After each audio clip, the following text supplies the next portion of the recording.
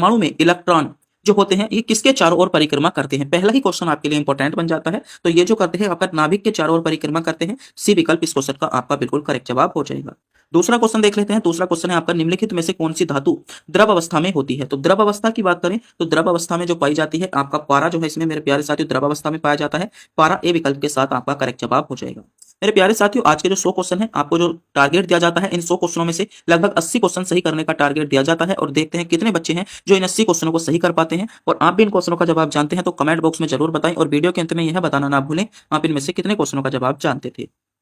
अगला क्वेश्चन है कांच मुख्यतः किससे बना होता है? तो कांच की बात करें कांच जो होता है आपका सोडियम सिलिकेट और कैल्शियम सिलिकेट से मुख्यतः बना होता है। ए विकल्प के साथ आपका यहाँ पर करेक्ट जवाब बनेगा। अगला क्वेश्चन है डायनामो क्या उत्पन्न करता है? तो डायनामो की बात की गई है। डायनामो जो करता है मेरे प्यारे साथियों विद्युत ऊर्जा को उत्पन्न करता है। विद्युत ऊर्जा आपको ध्यान रखना होगा। अगला क्वेश्चन देख लेते हैं। क्वेश्चन नंबर 5 में आपसे पूछा गया है रक्त में हीमोग्लोबिन का कार्य क्या है? तो रक्त में हीमोग्लोबिन की बात करें रक्त में जो हीमोग्लोबिन का कार्य है वह है आपका ऑक्सीजन का परिवहन करना। रक्त में हीमोग्लोबिन का कार्य है। आज की वीडियो थोड़ी सी आपकी सुपरफास्ट तरीके से होगी तो इस वीडियो पर अंत तक जरूर बनी रही। अगला क्वेश्चन है मनुष्य में कुल कितनी हड्डियां होती हैं? तो मनुष्य का शरीर जो होता है उसमें कुल आपकी 206 हड्डियां होती हैं। आपको क्वेश्चन के बारे में पता होना चाहिए। अगला क्वेश्चन क्वेश्चन नंबर 7 की अगर मैं बात कर लूं क्वेश्चन नंबर 7 में आपसे पूछा गया है दूध से दही बनाने की प्रक्रिया कौन सी है? तो दूध से दही बनाने की जो प्रक्रिया है ये आपकी रासायनिक प्रक्रिया है यानी रासायनिक परावर्तन है। आपको ध्यान रखना होगा। अगला क्वेश्चन क्वेश्चन नंबर 8 में आपसे क्वेश्चन पूछा गया है विद्युत बल्ब का जो आपका फिलामेंट गर्म होने पर आपका क्यों नहीं पिघलता? तो आपको ध्यान रखना है विद्युत का जो आपका फिलामेंट होता है वह गर्म होने पर भी क्यों नहीं पिघलता, ऐसा क्यों होता है? तो इस क्वेश्चन की अगर मैं बात करूं तो उसमें जो है टंगस्टन धातु की क्या होती है आपकी जो है क्षण लगी होती है इसलिए जो है ये मेरे प्यारे साथी नहीं पिघलता। और टंगस्टन जो धातु होती है इसका जो गलनांक होता है बहुत उच्च होता है। आपको ध्यान रखना होगा। अगला क्वेश्चन आपसे पूछा गया है किस अम्ल को किंग ऑफ आपका केमिकल कहा जाता है? मोस्ट क्वेश्चन आपके लिए होने वाला है। चुनिंदा क्वेश्चन है मैं मानता हूं नया क्वेश्चन है। अब तक ये क्वेश्चन मैंने अब तक की वीडियो में नहीं कराया है। क्वेश्चन नंबर 9 का आप स्क्रीनशॉट ले सकते हो और क्वेश्चन आपको आपकी परीक्षा में देखने को मिलेगा कि किंग ऑफ केमिकल जो कहा जाता है आपका सल्फ्यूरिक अम्ल को कहा जाता है। सल्फ्यूरिक अम्ल बी विकल्प के साथ आपका करेक्ट जवाब हो जाएगा। अगला क्वेश्चन है मनुष्य का आपका सामान्य ताप आपके शरीर का तापमान कितना होता है? तो ये जो होता है आपका 98.4 आपका फ़ारेनहाइट होता है। आपको ध्यान रखना होगा। अगला क्वेश्चन है मनुष्य के हृदय में कितने कक्ष होते हैं? तो मनुष्य के हृदय में आपके 4 कक्ष होते हैं। 4 कक्ष से सी विकल्प में आपको इस क्वेश्चन का जवाब दिया गया है।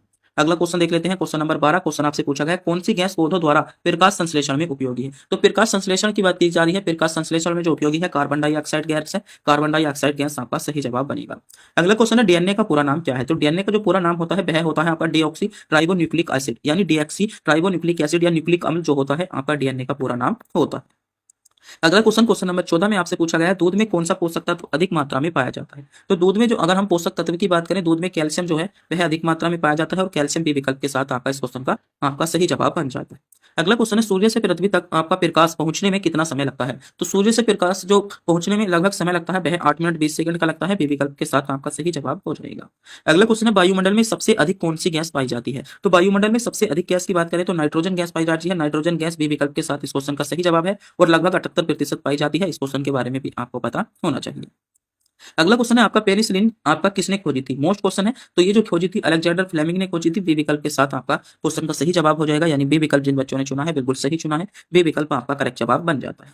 अगला क्वेश्चन क्वेश्चन नंबर 18 में आपसे पूछा गया है लाल रक्त कण आपकी जो होते हैं उनका औसत जीवन काल कितना होता है? तो औसत जीवन काल जो होता है इनका 120 दिन होता है। सी विकल्प के साथ आपका सही जवाब बनेगा। अगला क्वेश्चन है हृदय की धड़कन नियंत्रित करने वाला आपका अंग कौन सा है? तो मेडुला आपका गटा इसमें बिल्कुल सही जवाब होने वाला है। क्वेश्चन नंबर 20 की बात कर लूं। क्वेश्चन नंबर 20 आपकी परीक्षा के लिए मोस्ट क्वेश्चन है। क्वेश्चन है किस धातु में आपका एल्यूमिनियम प्राप्त किया जाता है? तो एल्यूमिनियम जो प्राप्त किया जाता है आपका बॉक्साइट से प्राप्त किया जाता है। बॉक्साइट ए विकल्प के साथ आपका सही जवाब होने वाला है। अगला क्वेश्चन क्वेश्चन नंबर 21 में आपसे पूछा गया है किस यंत्र से रक्तचाप मापा जाता है? तो रक्तचाप मापने का यंत्र आपसे पूछा जा रहा है कि रक्तचाप किससे मापा जाता है? तो आपका मैनोमीटर द्वारा आपका मापा जाता है। सी विकल्प आपका सही जवाब होने वाला है।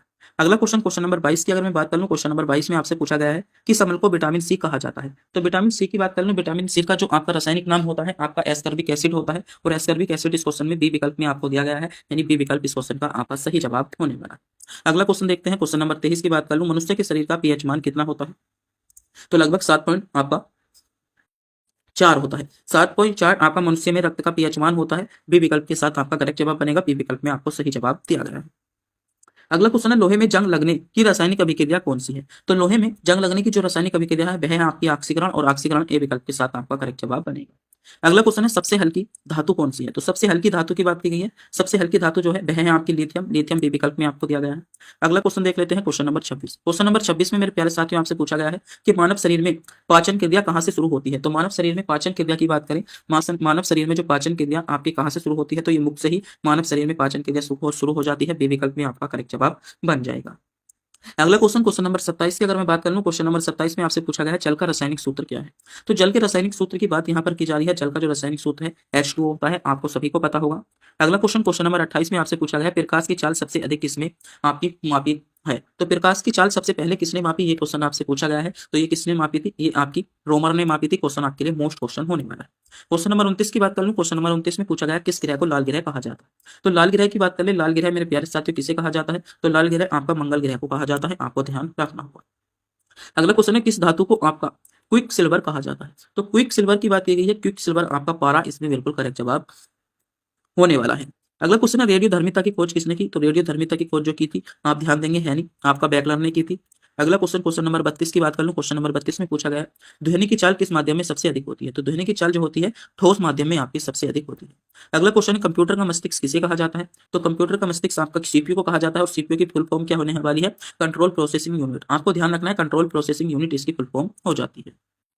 अगला क्वेश्चन है क्लोरोफिल का रंग किसके कारण हरा होता है? तो क्लोरोफिल का जो रंग होता है ये आपका मैग्नीशियम के कारण हरा होता है, आपको ध्यान रखना होगा। अगला क्वेश्चन है नील का रासायनिक नाम क्या है? मोस्ट क्वेश्चन है, चुनिंदा क्वेश्चन है। तो नील का जो रासायनिक नाम है आप ध्यान रखेंगे, कॉपर सल्फेट आपका रासायनिक नाम है। कॉपर सल्फेट ए विकल्प में आपको दिया गया है। अगला क्वेश्चन है विटामिन डी की कमी से कौन सी बीमारी होती है? तो विटामिन डी की अगर मैं बात कर लूं, विटामिन डी की कमी से आपका रिकेट्स रोग होता है, रिकेट्स बी विकल्प में आपको दिया गया है। अगला क्वेश्चन है लेंस का उपयोग किस यंत्र में होता है? तो लेंस की बात की जा रही है, लेंस का उपयोग किस यंत्र में होता है? तो सूक्ष्मदर्शियों में लेंस का उपयोग किया जाता है। अगला क्वेश्चन है रक्त में कौन सा तत्व ऑक्सीजन का वहन करता है? तो रक्त में ऑक्सीजन के वहन की बात कर ले तो ऑक्सीजन का वहन जो करता है आपका आयरन करता है।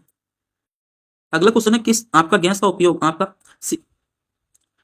जो शीतलन यंत्र होते हैं उनमें किया जाता है? तो गैस की बात चल रही है तो अमोनियम गैस का प्रयोग किया जाता है, आपको ध्यान रखना है। अगला क्वेश्चन है किस पदार्थ का उपयोग विद्युत रोधकता के रूप में किया जाता है? तो विद्युत रोधक की बात की गई है, तो विद्युत रोधक के रूप में जो प्रयोग किया जाता है लकड़ी का प्रयोग किया जाता है, लकड़ी आपका करेक्ट जवाब बनेगा। अगला क्वेश्चन है किस ग्रह में सबसे अधिक उपग्रह हैं? तो उपग्रह की बात की गई है, सबसे अधिक उपग्रह जो है वह मेरे प्यारे साथियों आपके किसके हैं? तो शनि के हैं, शनि बी विकल्प में आपको दिया गया है, बी विकल्प आपका करेक्ट जवाब होने वाला। और मेरे प्यारे साथियों आपने अभी तक हमारे चैनल को सब्सक्राइब नहीं किया है तो प्लीज चैनल को सब्सक्राइब जरूर कर लीजिएगा, क्योंकि चैनल को सब्सक्राइब करने में आपका किसी भी प्रकार का कोई पैसा नहीं जाता, नहीं हमको मिलता है। बस हम इससे मोटिवेट होते हैं और आपके लिए गोल्डन से गोल्डन सिलेक्टेड क्वेश्चन लाने की कोशिश करते हैं, जिससे मेरे प्यारे साथियों सीधे क्वेश्चन जो है आपकी परीक्षा में देखने को मिले। तो प्लीज हमारे चैनल को सब्सक्राइब जरूर करेंगे। अगला क्वेश्चन, क्वेश्चन नंबर 42 की बात करूँ, क्वेश्चन पूछा गया कौन सा तत्व सभी धातुओं में सर्वाधिक कठोर है?